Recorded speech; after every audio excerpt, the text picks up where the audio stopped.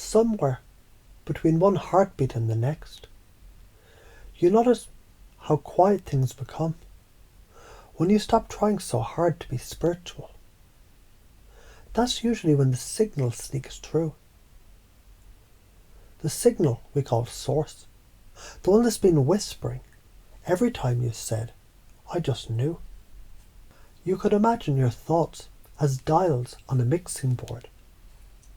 Some are turned up loud. Doubt, hurry, self-criticism.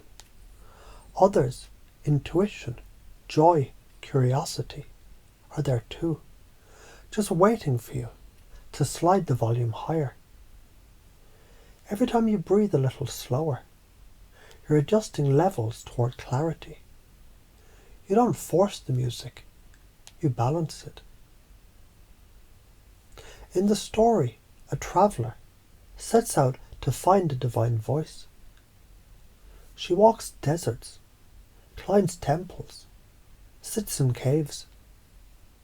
Years later, she collapses beside a stream, exhausted, and hears the water say, "You were supposed to drink, not to code." That's when she laughs, because every stone, every drop, every stranger she met had been speaking the same language all along. Channeling isn't discovering something new. It's noticing everything already talks in your accent. So zoom out far enough, and the entire universe looks like a conversation learning to recognize itself. If you live that truth, decisions shrink to scale. What's one argument, one fear, compared to cosmic dialogue? Act on your intuition, and you contribute to harmony in that orchestra. Ignore it, and the discord builds until life retunes you through chaos. That's the karmic feedback loop. Science would call it homeostasis. Mystics call it balance. You pick up a pen, write one sentence that starts with, "My soul wants me to know." Don't edit. Let words stumble out. Read them aloud, because sound anchors energy and matter. If you feel nothing, that's fine. Static doesn't mean no signal. It means adjusting is in progress. Notice coincidences that follow. A friend calls with the very phrase you wrote. A lyric answers your question.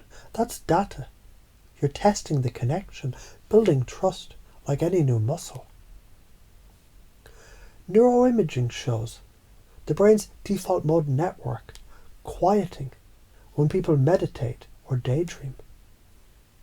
That silence lets intuitive pattern recognition surface. Call it divine download or subconscious computation. It's the same circuitry. You're not escaping the human. You're optimizing it.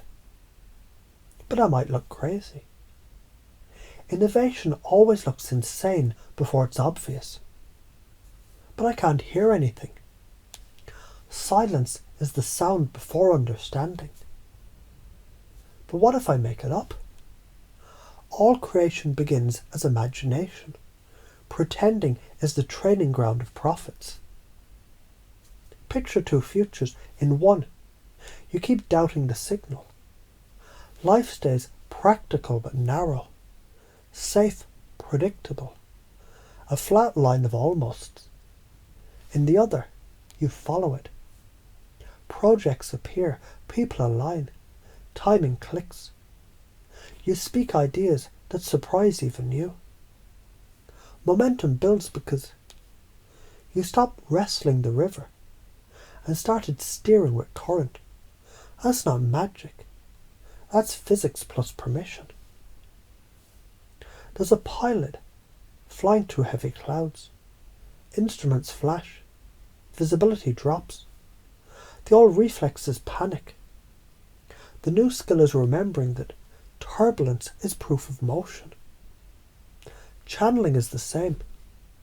When doubt shakes the cockpit, you check your inner compass, not the weather. Sometime soon, you'll catch yourself writing, speaking, or comforting someone and realise the words flow smoother than before. That's integration, not possession.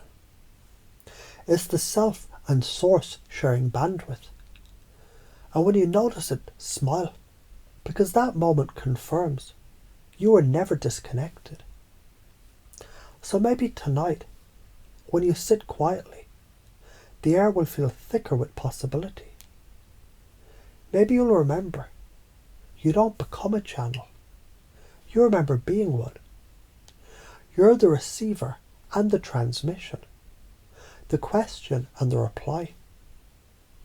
And whether you call it soul, science, or imagination, it keeps talking to the only microphone it ever needed, your life.